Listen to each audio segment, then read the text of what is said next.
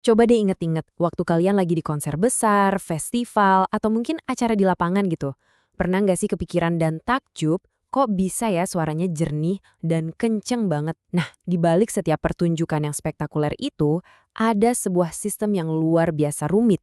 Hari ini, kita bakal bongkar semua rahasianya. Nah, ini dia nih pertanyaan intinya. Gimana caranya satu suara bisikan, satu petikan gitar, atau satu gebukan drum bisa dikuatin sedemikian rupa sampai bisa didengar puluhan ribu orang barengan dan nggak jadi sekedar suara berisik? Jawabannya ada di keajaiban rekayasa audio. Yuk kita telusuri bareng-bareng. Oke, sebelum kita ngomongin yang gede-gedean kayak di stadion, kita mundur dikit dulu ya ke dasarnya. Istilah sistem suara kedengarannya emang simpel, tapi ini tuh mencakup dunia yang luas banget. Jadi sebenarnya apa sih definisi intinya? Nah, ini dia. Pada dasarnya, apapun yang bisa nangkep suara, kayak mikrofon, atau muter lagi suara itu, ya kayak speaker di HP kalian, itu udah termasuk sistem suara loh. Ini fondasi dari semua yang bakal kita obrolin hari ini. Walaupun tujuannya sama-sama ngurusin audio, sistem suara itu sebenarnya beroperasi di tiga dunia yang beda banget. Masing-masing punya tujuan, peralatan, dan tingkat kerumitan yang unik. Ngertiin perbedaannya ini jadi kunci buat benar-benar ngehargain keajaiban yang terjadi di sebuah konser. Oke, kita bedah satu-satu ya. Sistem PA itu yang paling simple, kayak yang sering kita dengar di sekolah buat pengumuman. Terus ada perekaman audio, ini sedikit lebih rumit, fokusnya buat nangkap suara sejernih mungkin. Tapi yang bakal kita kulik abis-abisan hari ini adalah yang paling kompleks dan paling megah. Penguatan suara atau sound reinforcement. Inilah sistem yang bikin setiap pertunjukan live jadi hidup. Nah, ini dia nih, jagoannya. Inti dari obrolan kita. Sistem ini bukan cuma soal bikin suara jadi lebih kencang, tapi juga gimana caranya suara itu disebarin secara merata dan jernih ke penonton yang jumlahnya masif. Yuk kita ikutin perjalanannya yang luar biasa ini, langkah demi langkah. Definisi ini benar-benar pas banget. Jadi, ini bukan cuma soal volume, tapi soal kombinasi dan distribusi yang presisi banget. Setiap komponen harus kerja bareng dengan sempurna buat nyiptain pengalaman audio yang benar-benar imersif. Sebelum lanjut, ada satu konsep penting banget yang harus kita ngerti. Transducer. Ini nih, pahlawan tanpa tanda jasa di dunia audio. Mikrofon yang ngubah gelombang suara jadi sinyal listrik, itu transducer. Speaker yang lakuin kebalikannya, itu juga transducer. Ingat-ingat ya istilah ini, soalnya ini kunci dari cara kerja seluruh sistem. Oke siap, sekarang bagian paling serunya.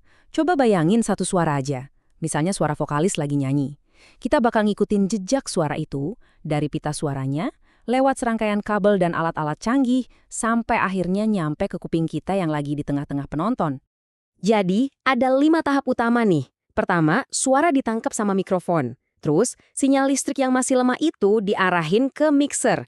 Disinilah sang dirijen audio bekerja, menyeimbangkan semua instrumen.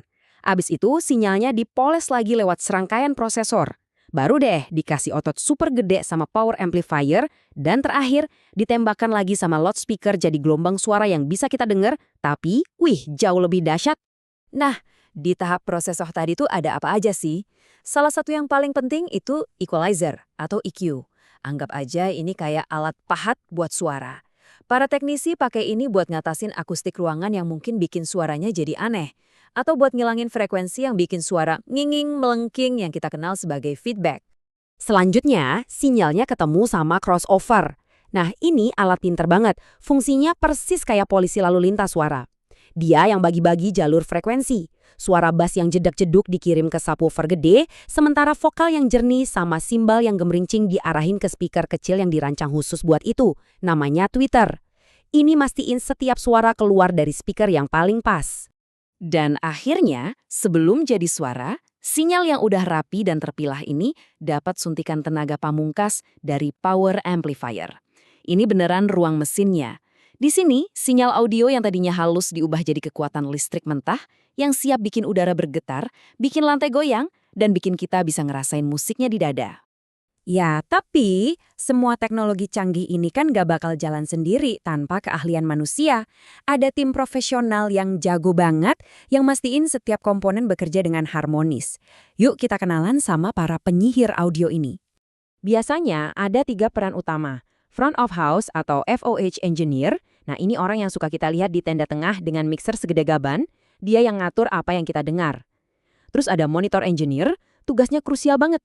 Mastiin para musisi di panggung bisa dengar diri mereka sendiri dengan jelas. Tugas yang super menantang di tengah kebisingan panggung.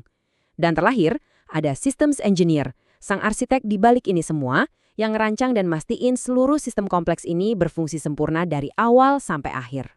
Jadi, intinya apa sih? Sistem penguatan suara itu bukan cuma soal bikin sesuatu jadi lebih keras. Sama sekali bukan. Ini adalah perpaduan rumit antara fisika, elektronik, dan seni. Tujuannya adalah untuk menciptakan pengalaman audio yang jernih, detil, dan yang paling penting, emosional. Di mana setiap penonton, mau dimanapun mereka berada, merasa terhubung langsung dengan artis di atas panggung. Jadi, lain kali kalian ngerasain dentuman bass di dada atau dengar vokal yang melambung tinggi di atas kerumunan, coba deh berhenti sejenak. Pikirin tentang perjalanan luar biasa yang udah dilewatin suara itu. Dari panggung, lewat serangkaian alat canggih yang dioperasikan para ahli, sampai akhirnya nyampe ke telinga kalian. Ini benar-benar sebuah keajaiban teknologi dan seni yang terjadi tepat di depan mata dan telinga kita.